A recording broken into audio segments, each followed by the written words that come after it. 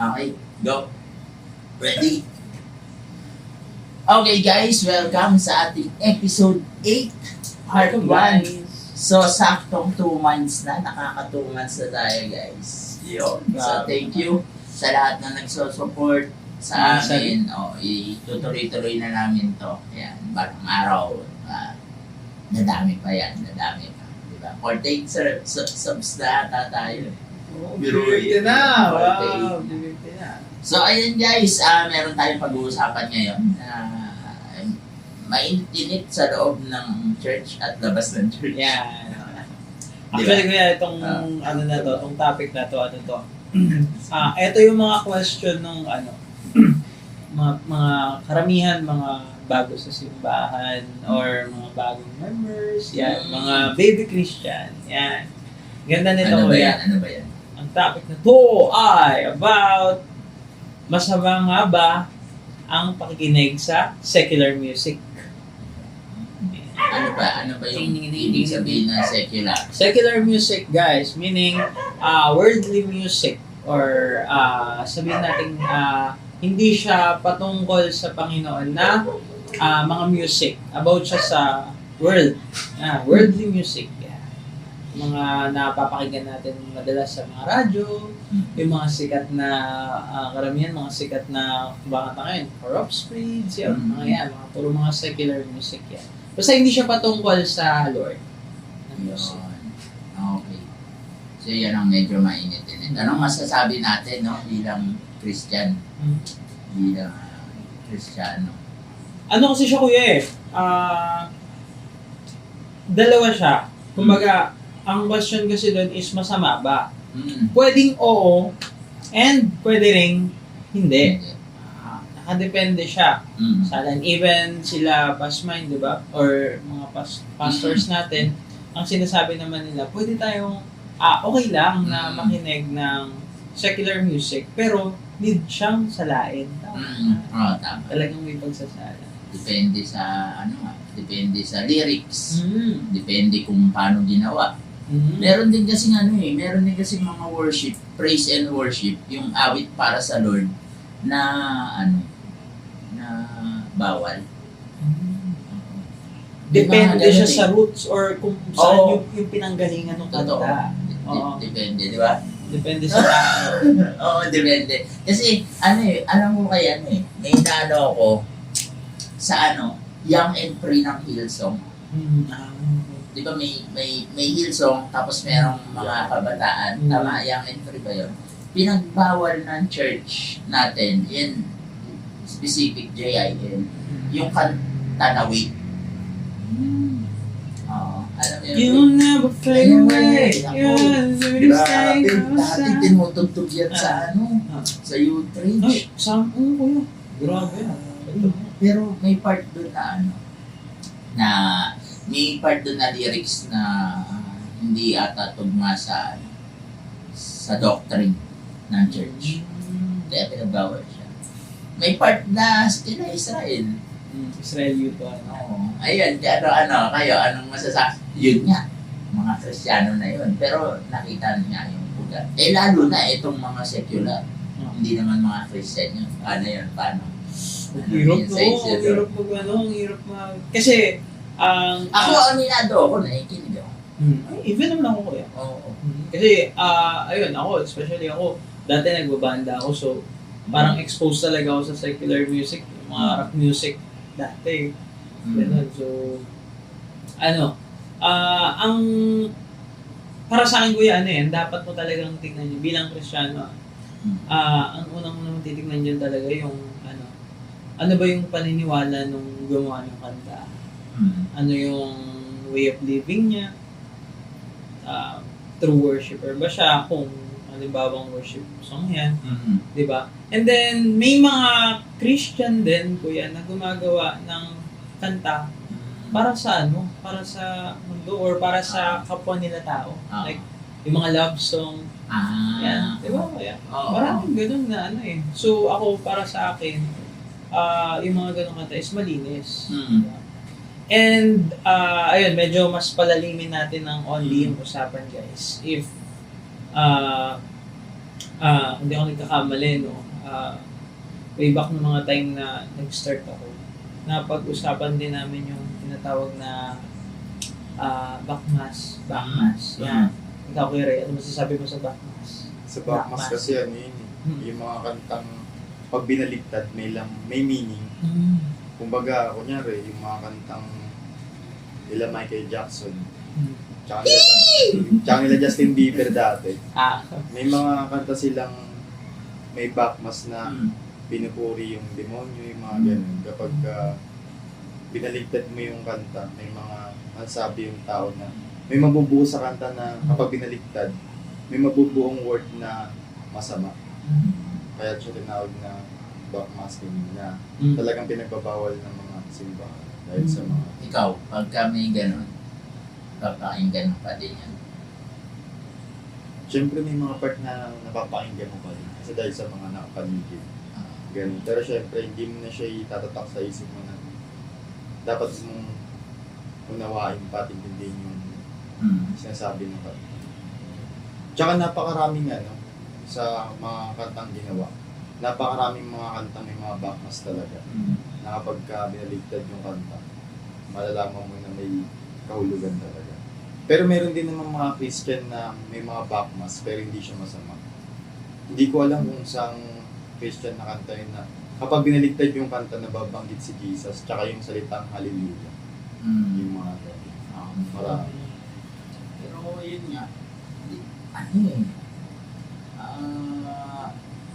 yun, nakadepende din siguro kung anong turo, kung yung magtuturo, gano'n. Kasi halos lahat talaga, pag binaligtad mo yung lahat ng kanta, may masasabi.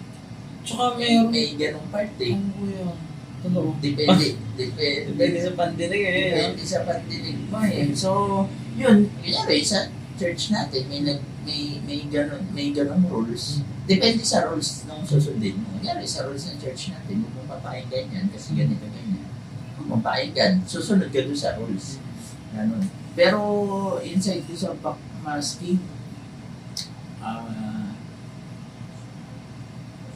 di din kasi biblical yung part na baliktarin mo yung kanta, di ba? Wala namang gano'n eh. Parang inano lang din ng tao. Siguro mga secret message daw yun. Yung Pero ang sabi kasi kuya, may nagtulad din sa akin, kung bakit na laman nila may backmasking. Kasi yun yung way nila para iparating sa tao na hindi nila nararanasan. Kasi sa kanta, sa mga ibang religion kasi, ayun kasi yung paraan nila para ipa-deliver yung mensahe, para di ba kunyari maganda yung kanta. Pero yung mensahe pala nun, pag binaligtad mo, may mensahe silang gustong iparating sa tao na hindi mismo physical yung makakaintindi, kundi yung spiritual. Kaya kung bakit may mga taong kapag pinakinggan yung kanta, nag-iiba yung ugali nila. Kasi may subconsciously nilang na tawag dito, nakukuha or parang subconsciously may nakukuha yung katawan or yung utak natin doon sa ano na yun. Kaya siya, kasi may mga part din na bago nila gawin yung kanta, kunyari sa mga satanista, iniaalay nila yung kanta para sa demonyo. Pero yung mensahe gustong iparating doon, pinapadala nila ng palhim na nang hindi nila pinapaan. Kumbaga sinusugarcoat nila yun. Kumbaga, pag pinakinggan mo yung kanta, parang maganda, malambing, maganda yung message. Nangingisigap talaga siya. And, may parang sa retreat na dati. Sabi nila, yung banda dito sa, specifically, E-Heads. Kaya si Paz, di ba? Sa E-Heads. Ang ginagawa daw pala nila dati, bisa. Ang ginagawa nila, kapag nagre-record sila ng kanta, record sila dyan. Meron ding, may kasama silang recorder, nagre-record din, na parang nagcha-chant habang nagre-record sila. So, okay. So, habang nagre-record yun, yung kanta mismo, may nagcha-chant nun na parang sinasabi. So, yun. Tapos, ihalo nila yun sa song. Yun din daw yung reason kung bakit gano'n na lang kagrabe yung Eraserheads. Sumikat talaga daw. Sumikat. Ganun sumikat eh. Ganun. Ito yung kanta nila. Nakatakot na. Pero iniisip ko naman dyan, kuya, ang isang ano sa isip. Paano kung yung kanta, message nito kanta about sa Lord, tapos may halong ganon. Pero ikaw, habang kinakanta mo siya, yung heart mo, habang kinakanta mo siya, tas, and alam mong inaalay mo yun sa Lord, alam mo yun, kuya? Paano kaya yun? No? Paano kaya nag-work yun? Yun part na yun, si Lord nang bahala. Kasi alam, si Lord nakatingin sa puso. Lagi. Biblically speaking. Kahit ano pang inaano mo, kahit ano nga kumakanta, church ka ng church, pero yung puso mo wala. Diba? May gano'n naman tayong part na hindi natin alam na masama. Pero, kunyari, yun sa pag-awit ng ganito, ganyan. Kasi daming Christian song na inaawit ko na masama pa na. Pero, inawit ko para kay Lord. Alam ni Lord yung punto. Alam ni Lord kung alam mo yung ginagawa mo. Di ba? So, tuturuan ka niya. O, ay, tanggap ko yung ano mo, yung puso mo. Pero yung kanta mo, hindi. So, parang kumbaga, ang mangyayari, pwedeng i-lead ka ng Lord sa ano, na parang itong kantang to, hindi to... Oo, hindi to, gagawa siya ng paraan. Parang kumbaga makikita niya, parang tatanggapin niya yung heart mo. Oo. Pero yung kantang ginamit mo, hindi. Yung worship mo, hindi. And Oo. siya mismo yung magpaparealize sa'yo na, ay hindi pala dapat tong kantang to. Alam mo Okay. yung puso mo, na Okay. gusto mo ang sambahin. Ah, Kasi so wala ka pang content. alam eh. Paano kaya ang kinanta, ano, God gave me you? Ayun. Depende sa'yo. Hindi ka Christian, no? Tapos gusto mo worship, God gave me you, kinanta mo. Oo, may mga ganong part. Ano pa ba? Yun, sa e-hits. Pero ano, no? Kung, kasi baka sabihin ng iba, ano eh, ginawa nila yun, nakabaliktad yung sulat. Hindi ganun yung backmasking. Yun nga, tulad nun, baka merong mga nagre-ritual, kaya pumapasok yung ganung ano. For sure yung lyrics, hindi pabaliktad yung gawa nila ng lyrics. Ano pa rin yun, diretso yun. Pero yun sa pagsasama-sama ng words, doon nakakabuo ng ano. Grabe, no? Parang, Powerful din. Kaya Kaya yung ano kuya, backmasking ata, gawa-gawa ata siya talaga ng Illuminati. Hindi ko lang sure kung yun talaga yun. Yun. Kaya ano eh, kasi may mga kanta din po yan na ano, kahit hindi mo yung backmas, masama talaga eh. May mga ganun. ako yan. Eh tulad nga nun, mga hidden messages siguro. Pero nakakatakot nga. Then ano, kunyari, lalo na kung Christian ka, inaawit mo pala yun, ganito, ganyan. kasi kaya meron nga mga ganong kanta na pag binabaliktad nila, ano, minumura pala ang Oo. Sinasamba yung demonyo. So, yun, mas okay na maging aware tayo sa ganun. Di ba? Okay nga yun, nag-aware tayo. Ang pinaka maging basis siguro natin doon, titignan natin yung buhay ng taong gumawa ng kanta, Totoo. yung way of living niya. So, oo. So yun nga, about dun sa secular music, depende talaga dun sa ano, sa pinagmulan. Meron kasing mga Christian nga na, kunyari sila ano, asawa ni Kita, ni TJ. KC. TJ Hotdog. TJ Montenegro. Alders. Alders. Si TJ. Di ba ano siya? Christian siya. Oh, gumawa sila ng ano, ng kanta na ano, na secular pero may puso about sa Lord. Sila ano, sino to si yung kumanta ng ano, Hawak Kamay? Yang Yang Constantino. Di ba? Yung mga worship song. Worship. So, ako, para sa akin, hindi, ano, yun nga, yes or no, against ako dun sa secular na mali yung message. Masama yung message. Meron kami, mamuray. And Di then, ba? against din sa Nakakahinayang. sa tao rin mismo kaya no. Oo.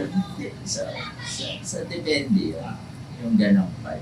Kasi sarap din makinig ko yan ng music na ano yun. Kumbaga marami tayong, ako, marami tayong music na pinapakinggan na though hindi siya para sa Lord, para sa tao. Diba? Love mo sa family mo. Diba? Oo. Love mo sa kay Mama. crush. Mama! Kaya may mga kanta ko yan na nakaka-encourage din. Oo! Diba? Meron. Kaya nga hindi din ako against sa sa secular din. Yun, di na. Kasi, lalo na ako sa trabaho namin. Sa nag-edit kami. Kailangan namin ng mga kanta Dahil sa video, kailangan namin lapatan ng kanta. So yun, namin, kinikilatis namin. Makita namin about puro naman to sa pagmamahal sa sa babae. Wala namang pagmamahal sa demonyo. So, And hindi rin lahat ng artist, baka nga may mga artist na walang idea sa bakmas. Tsaka may secular na tuturuan ka magmahal. Di ba? Yun, lalo na yung kanta ng SE, yung mapa. Ang sakit sa puso nun. Pero yun, pakinggan nyo yun. Ulit, alam ko na pakinggan nyo na yun. Kung gaano kamahal nung Himay-himayin nyo lang, no, kuya? Diba? Oo, parang yun? Huwag mag-alala, ibigit ang iyong Ako na, no? Oo. Grabe yung part Parang- na yun. Lalo na nung narinig ko yun na ako na bahala. Ang sarap sa piling, lumakas yung ko. First, Sabi nung ba? first Sabi nung ako. narinig ko yung kuya, iyak ako niyan. Iyak ako niyan. Grabe talaga. Kaya ngayon, sa nagtatanong, hindi pa ako nag-aasawa. Wala rin ako balak pa. Gusto ko tulungan parents. Mama! Gusto kong tulungan parents. Yun, mga ganyang part. Mga secular, tuturuan ka, mahal din talaga. Ganito lang yan. Kung yung kaaway, kaya niyang, kasi worshipper si Lucifer Kaya sinasabi nila na delikado ang music. Kasi ultimo na yung worshipper na anghel, nahulog pa doon. Oo. Ganito lang yan. Kung si Lucifer, nagamit niya yun sa kasamaan, bakit si Lord hindi niya kayang gamitin sa kabutihan? Diba? Yun, David! Oo. Yun lang yung yun lang yun parang mas malakas pa rin si Lord. Hindi natin hahayaan na etong kanta na to ginagamit ng kaaway. Mas kayang gumamit ni Lord ng mga kanta na mas makapangyarihan. Kung ginagamit ng Lord yung ang sarap sa tenga, kaya gumamit din ni Lord yun na, ang sarap sa tenga nito. Parang may part na, Tama ko. Si kuya di ba? David. Di ba? Nangihiwalay ng masasamang spirit kay Saul, di ba? Ginamit pang heal, worship, guys, instruments. Even si Paul and Sila, di ba? Silas, nung nakakulong sila, ang ginawa nila, kumanta sila, nag-worship. Ano nangyari, di ba? Break free, di ba? Talagang powerful ang music. Yung powerful. kaya yun, ang lang nun, punto, tingnan yung lyrics. So, Tingnan mabuti kung saan nanggaling. Yun. Kaya ang sagot doon, pabor ba kayo sa secular music? Yes at no. yes and no. Tama. And ayun, maging lang tayo. Mapagmatsyag na. Maging aware lang tayo. Di ba? Lalo ka na, mga kanta ko, mga arap Kaya isa sa clip. Sasami. So yun guys, maraming salamat at dito naman tatapos ang aming episode 8 part 1.